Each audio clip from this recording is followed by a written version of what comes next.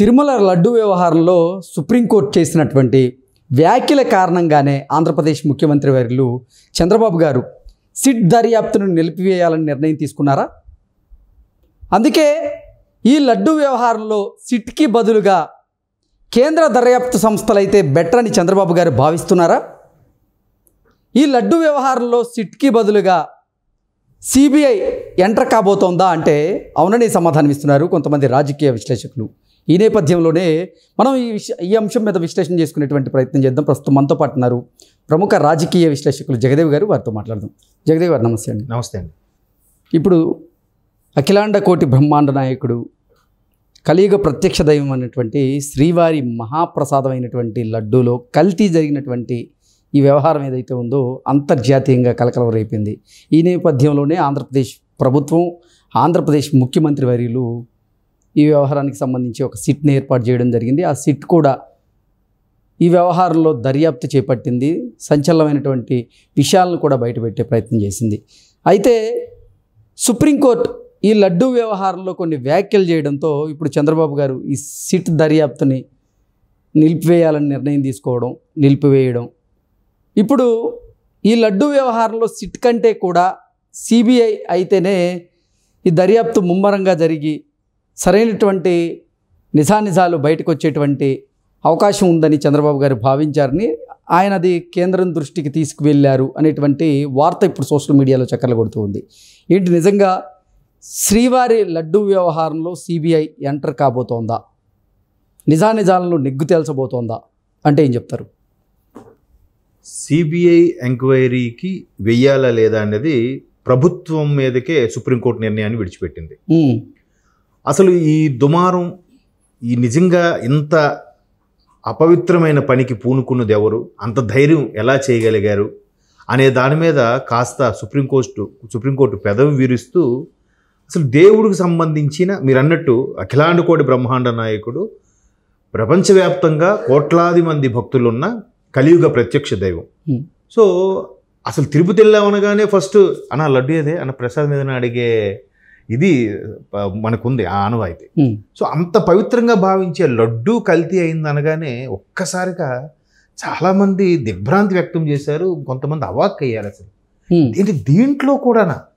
అసలు దేవుడు మాన్యాలు తినేసి, దేవుడి భూములు కబ్జా చేసేసి, దేవుడి యొక్క హుండీలో డబ్బులు తీసుకెళ్ళిపోయి ఇన్ని చేశారు, పోన్లే అనుకుంటూ వస్తున్నా ఆఖరి దీన్ని కూడా కల్తీ చేయాల్సినంత కక్కుర్తి అయిన నీచమైన పనికి ఎవరు పూనుకున్నారు, ఎందుకు పూనుకోవాల్సి వచ్చింది అనే దాని మీద సర్వత్రా మీరు అన్నట్టు ప్రపంచవ్యాప్తంగా కూడా చర్చ నడుస్తుంది. అయితే దీని మీద ఏదైతే ప్రతిపక్ష హోదా కూడా లేని ఏదైతే ప్రతిపక్షం ఉందో దానికి అది తెలివిగా మేమేం చేయలేదు అని కేంద్రానికి ఒక లేఖ కూడా రాశారు. ఆ లేఖలో ఇట్లా అభాండాలు వేస్తున్నారు, నోటుకొచ్చినట్టు మాట్లాడుతున్నారు, దీన్ని మత విద్వేషాలు రెచ్చగొట్టే ప్రయత్నం చేస్తోంది కూటమి ప్రభుత్వం అన్నట్టుగా రాష్ట్రపతికి, కేంద్రానికి లేఖలు రాశారు. ఇన్ని రాసిన వాళ్ళు అరే దీని మీద ఇమీడియట్గా కేంద్రం నుంచి ఒక ప్రత్యేక బృందం వచ్చి దీనికి ఇన్వెస్టిగేట్ చేయండి, లేదా ఆ ప్రత్యేక బృందం పేరే మేబీ సిబిఐకి అప్పగిస్తే సిబిఐ ఇవ్వండి అని ఆ లేఖలో ఎక్కడా లేదు. ఎందుకు లేదు అంటే ఒక సిట్టింగ్ జడ్జితో విచారణ చేయించండి, సిట్టింగ్ జడ్జితో వాళ్ళు కోరారు. సరే, ఇక్కడ వెంటనే ఇక్కడ రాష్ట్ర ప్రభుత్వం ఏం చేసింది, మన సర్వశ్రేష్ఠ త్రిపాఠి గారి నేతృత్వంలో ఒక సిట్ స్పెషల్ ఇన్వెస్టిగేషన్ టీం అని ఒకటి ఏర్పాటు చేశారు. ఏర్పాటు చేసి సరే ఇంకా విజిలెన్స్తో పాటుగా విజిలెన్స్ టీంని తీసుకుంటూ ఒక్కొక్కడి అసలు ఎక్కడి నుంచి స్టార్ట్ అవుతుంది ఈ నెయ్యి అమ్మకం కానీ, నెయ్యి పంపకం కానీ, లేదంటే ఎక్కడి నుంచి కొనబడుతుంది, ఎన్ని విడతల్లో దాన్ని తీసుకొస్తారు, ఎక్కడెక్కడ ఆపుతారు, దానికి అసలు ల్యాబ్ సిస్టమ్ ఉందా, దానికి చెకింగ్ ఉందా, ఇవన్నీ ఒక్కొక్కటిగా నడుపుతున్నారు. అసలు దీనికి ఈవో సైన్ చేశారా, టీటీడీ లెటర్ హెడ్ మీద ఈవో పర్చేజ్ ఆర్డర్ ఏదో ఉంటుంది కదా పిఓ, దాన్ని అలా ఇష్యూ చేశారా లేదా, అన్ని మూలాలు ఒక్కొక్కటిగా ఒక్కొక్క ఆల్రెడీ 2 days అయింది స్టార్ట్ చేసేది.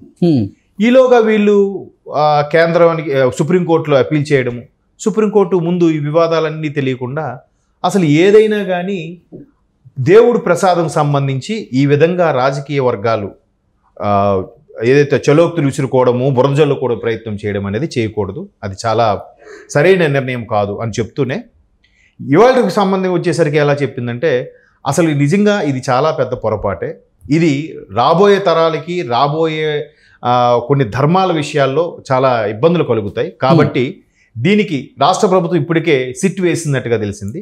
ఆ సిట్ కొనసాగిస్తారా లేదా మీరు అక్కడికి సిట్ను ఆపేసుకుంటే కేంద్ర ప్రభుత్వానితో చర్చించుకొని మీరు కొత్త టీంని మేబీ అది మీరు సిబిఐ అంటే కేంద్ర దర్యాప్తు సంస్థలతో మీరు విచారణ చేపట్టేలాగా అది ఆలోచన ఉందా? సిబిఐకి ఇవ్వచ్చు, లేదా మీరు అన్నట్టు ఒక రిటైర్డ్ జడ్జితో ఒక కమిషన్ వేసినట్టుగా ఆ జడ్జి పేరుతో కమిషన్ వేస్తారు. అట్లా కమిషన్ వేసి పూర్తి స్థాయిలో నివేదిక కోరుకుంటున్నారా అని రాష్ట్ర ప్రభుత్వానికే విడిచిపెట్టేసింది. ఏ నిర్ణయమో రేపు 3వ తేదీన మరలా హియరింగ్ వచ్చినప్పుడు చెప్పాలి. అయితే ఇక్కడ ఒక విధంగా రాష్ట్ర ప్రభుత్వానికి సుప్రీంకోర్టు ఇచ్చిన డెసిషన్ మంచి నిర్ణయమే అయింది. సిట్టుతో చేసి అసలు ముందు ఎక్కడ జరిగింది అని కూలంకుషంగా కూపీ లాగుదోన్న ప్రయత్నంలో వీళ్ళేమంటారు, వీళ్ళకి అనుకూలంగా ఉన్న ఆఫీసర్ని వేసుకున్నారు, వీళ్ళకి అనుకూలంగా రిపోర్ట్ ఇచ్చేసుకున్నారు, వీళ్ళకి అనుకూలంగా రిపోర్ట్ రాయించేసుకున్నారు అనే నోర్లు కూడా ఉన్నాయి. ఎందుకంటే ఇప్పుడు ఈ లడ్డు వివాదం ముక్త కంఠంతో హిందువులందరూ కూడా ఖండించాల్సిన వ్యవహారం.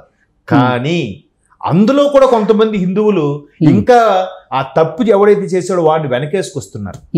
అంటే ఇప్పుడు కింద స్థాయిలో ఎవడైతే కక్కుర్తి పడ్డాడో, కింద స్థాయి ఉద్యోగి ఎవడైతే ఈ అధవ పనికి పూనుకున్నాడో వాడికి కూడా వాడిని వెనకేసుకురావడం ఎందుకు? మీ నాయకుడు ఎవరైతే ఉన్నారో నాయకుడికి సంబంధం లేదు కదా, నాయకుడికి ఎందులో ఇన్వాల్వ్ చేయకుండా సరే ఆ తప్పు చేసినవాడు ఎవడైనా కానీ ఆడ ఏ పార్టీ వాడైనా కానీ ఏ మతస్థుడైనా కానీ వాడిని వదిలే ప్రసక్తే లేదు అని ఒక మాట మీద ఉండొచ్చు కదా హిందువులందరూ కూడా. అక్కడ కూడా మళ్ళీ తెలుసో తెలియకో ఒక నాయకుడి మీద పిచ్చితోనో అభిమానంతోనో మళ్ళీ ఇక్కడ హిందువుల మీద బురద జల్లే ప్రయత్నం, అక్కడ లడ్డూ మీద వెటకారంగా మాట్లాడటం, ఇవన్నీ జరుగుతున్నాయి.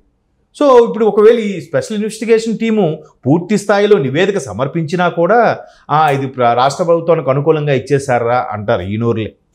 సో ఇప్పుడు సుప్రీంకోర్టు ఎలాగూ ఆ నిర్ణయం తీసుకుంది కాబట్టి చంద్రబాబు నాయుడు గారు కూడా సో ఇప్పుడు ఏదైతే 2-3 రోజులుగా చేస్తున్నారో సిట్టు అది అక్కడికి నిలిపివేయాలనే ఆలోచనలో ఉన్నారంట. ఆల్రెడీ డీజీపీ తిరుమలరావు గారికి కూడా ఇన్ఫర్మేషన్ ఇచ్చారు. డీజీపీ గారు కూడా స్టేట్మెంట్ ఒక పత్రికా ప్రకటన చేసే అవకాశం కూడా ఉంది. ఆ సిట్ని అక్కడికి ఆపేసి కేంద్ర దర్యాప్తు సంస్థకు అప్పగిచ్చేశారు అనుకోండి, దానికి ఒక నిర్దిష్ట టైం కూడా పెడతారు. ఇన్ని రోజుల్లో దాని పూర్తి నివేదిక సమర్పించాలి, దోషులు ఎవరైనా కానీ దానికి సంబంధించిన అన్ని కూడా ఛార్జ్ షీట్ పలానా రోజుకల్లా సబ్మిట్ చేయాలని ఒక నివేదిక ఇస్తారు.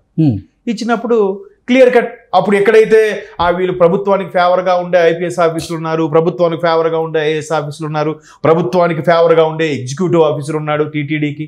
సో వీళ్ళందరూ ఉన్నారు కాబట్టి వీళ్ళందరూ దాన్ని తారుమారు చేశారు, కావాలనే మా మీద రుద్దారు, కావాలనే దీన్ని రాజకీయ పరంగా మతపరంగా విద్వేషాలు రెచ్చగొడుతున్నారు, నేను క్రిస్టియన్ అని అందరికీ తెలుసు కాబట్టి ఈ విధంగా చేస్తున్నారని లేనిపోని మాటలు కూడా యాడ్ చేయొచ్చు కదా.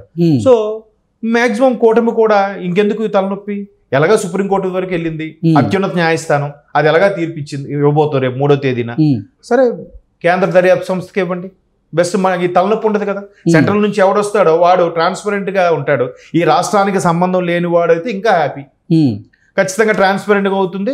అసలు ఇంకా మూలాలకు వెళ్ళిపోతాడు వాడు. ఇప్పుడు సిట్ అంటే ఎక్కడ జరిగింది, ఏం జరిగింది, ఎవరు దోషి అని అంటాడు. సిబిఐ అయితే ఇంకా ఎక్స్ట్రీమ్ లెవెల్కి వెళ్ళిపోతాడు వాడు. అసలు మొదట ఎక్కడ జరిగింది, రివర్స్ టెండరింగ్ ఎందుకు చేశారు, ఎందుకు మార్చారు, అంతకుముందు ఈవో ఎవడు, ఇప్పుడు ఈవో ఎవడు, అన్నీ లాగుతారు. సో వీళ్ళందరికి కూడా నోటీసులు వెళ్తే అందరూ ఇన్వెస్టిగేషన్కి రావాల్సి వస్తుంది.